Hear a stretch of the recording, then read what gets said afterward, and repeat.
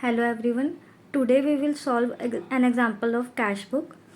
यहाँ पर एक क्वेश्चन दिया हुआ है, हम इसको सॉल्व करेंगे। ये हम एग्जांपल कर रहे हैं सिंपल कैश बुक का, जिसमें हमारा एक ही कॉलम होता है। एक हमने बात याद रखनी है जब भी हमने कैश बुक बनानी है कि जब भी जो हमारा रिसीट्स का कॉलम होता है वो हमेशा उसके पेमेंट्स के कॉलम से बड़ा होगा, जितना भी उनका टोटल आएगा। कोई कभी भी जो हमारी पेमेंट है वो कभी भी रिसीट से ज़्यादा नहीं हो सकती कैश की। तो हम अब इसको सॉल्व करेंगे। पहले हमारा कैश बुक का फॉर्मेट है ये जनरली जैसे हमारा लेजर अकाउंट प्रिपेयर करते हैं वैसे का ही होता है। फर्स्ट कॉलम होता है हमारा डेट का, डेबिट साइड पे आती हैं रिसीट्स। यहाँ पर हम ऊपर लिखेंगे भी डेबिट और यहाँ पर हम लिखेंगे क्रेडिट। सेकंड कॉलम होता है रिसीट्स का, थर्ड होता है हमारा लेजर फोलियो, फिर होता है हमारी अमाउंट, जो रिसीप्ट्स की अमाउंट आएगी वो यहाँ पर आएगी, फिर होता है हमारा डेट, फिर आती है पेमेंट्स, जो हमारी पेमेंट्स होंगी, फिर लेजर फोलियो, जो पेमेंट्स की अमाउंट होगी वो इस कॉलम में आएगी। अब यहाँ पर हम देखेंगे फर्स्ट ट्रांजैक्शन है कैश इन हैंड कि जनवरी 1, 2011 में जो हमारी स्टार्टिंग थी, जो हमारी ओपनिंग जो थी कैश इन हैंड हमारा कितना था, वो था हमारा 1200। तो अब कैश हमें पता है एसेट है और वो डेबिट साइड पे आएगा, रिसीट से यहाँ पे कोई पेमेंट नहीं हो रही है, हमने बैलेंस ब्रॉट डाउन किया। तो हम पहले यहाँ पर लिखेंगे date 2011 1 Jan to balance brought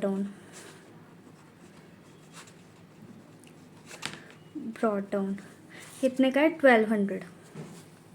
यहाँ पर हम अमाउंट के कॉलम में लिख देंगे 1200।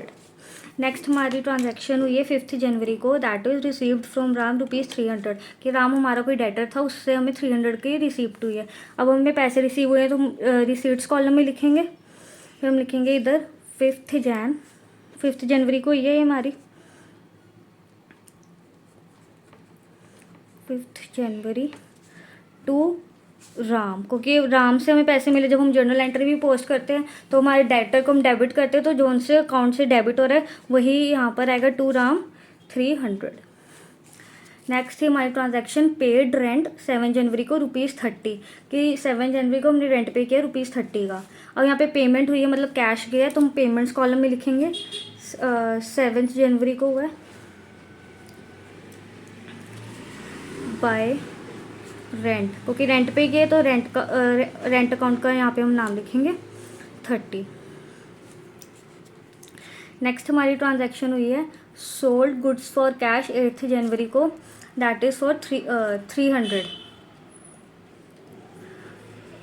सोल्ड गुड्स फॉर कैश है मतलब हमें कैश रिसीव हुआ है, तो हम यहाँ पर लिखेंगे 8 जनवरी को टू सेल्स, दैट इज़ 300। यहाँ तक कि हमने ट्रांजैक्शंस कर लिए हैं। नेक्स्ट है 10 जनवरी को हुई थी पेड टू श्याम। अब हमारे क्रेडिटर था, हमने उसको पे किए 700 का। अब पेमेंट हुई है तो हमारे पेमेंट्स कॉलम में आएगा, और ये हुई कौन सी डेट को है, दैट इज़ 10 जनवरी। तो यहाँ पे हम लिखेंगे 10 जनवरी बाय श्याम 700। नेक्स्ट ट्रांजैक्शन है हमारी परचेज्ड फर्नीचर। वो हमने फर्नीचर परचेज किया है 200 का। यहाँ पे भी हमारी पेमेंट होगी, ये हमने परचेज कब किया 27 को बाय फर्नीचर, दैट इज़ 200। फिर हमारी ट्रांजैक्शन आती है 31 जनवरी को, दैट इज़ पेड सैलरी। जब हमने अपने एम्प्लॉयज़ को सैलरी पे की है 31 जनवरी को by salaries, that is 100। Last हमारी ट्रांजैक्शन हुई थी rent due not yet paid for जनवरी कि हमारा रेंट ड्यू था बट हमने अभी तक पे नहीं किया जनवरी के लिए। इसको हम इसमें कैश बुक में कंसीडर नहीं करेंगे, क्योंकि यहाँ पे हमारे कैश का कोई ना रिसीट हुआ है ना पेमेंट हुई है, तो इस ट्रांजैक्शन को हम यहाँ पर स्किप करेंगे। ये हम ट्रांजैक्शन को कैश बुक में रिकॉर्ड नहीं करेंगे।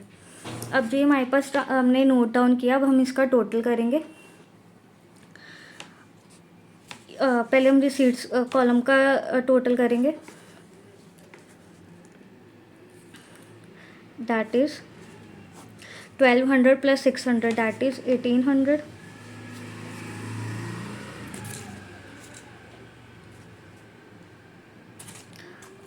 फिर हम करेंगे अपनी पेमेंट्स कॉलम का total, that is 700, 200 and 130 that is 1030।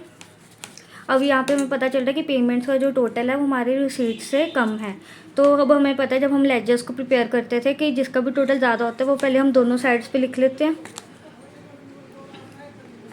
अब जितना भी यहाँ पर बैलेंस आएगा, अब देखेंगे हमारा बैलेंस कितना आता है। 1800 माइनस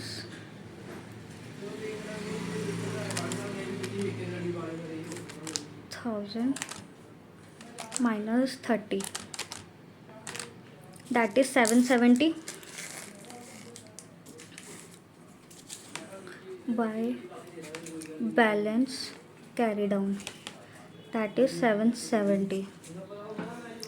तो अब हमने पढ़ा था कि जब भी हम अकाउंट्स लेजर अकाउंट्स में हम जब स्टडी करें तब हमने देखा था कि जो हमारा क्लोजिंग बैलेंस होता है वो नेक्स्ट पीरियड को ओपनिंग बैलेंस होता है। अब 31 जनवरी को हमारा क्लोजिंग बैलेंस आया 770। तो यहाँ पर जब 2000 फरवरी में जब बनेगा तो यहाँ पर हम लिखेंगे 1 Feb to balance brought down that is 770। ये थी हमारी सिंपल कैश बुक। इसमें कुछ टेक्निकल नहीं था, क्योंकि जो ये कैश बुक है वो हम एक लेजर अकाउंट की तरह ही प्रिपेयर करते हैं। नेक्स्ट वीडियो में हम देखेंगे कि 2 कॉलम कैश बुक कैसे बनती है और 3 कॉलम कैश बुक कैसे बनती है। Thank you.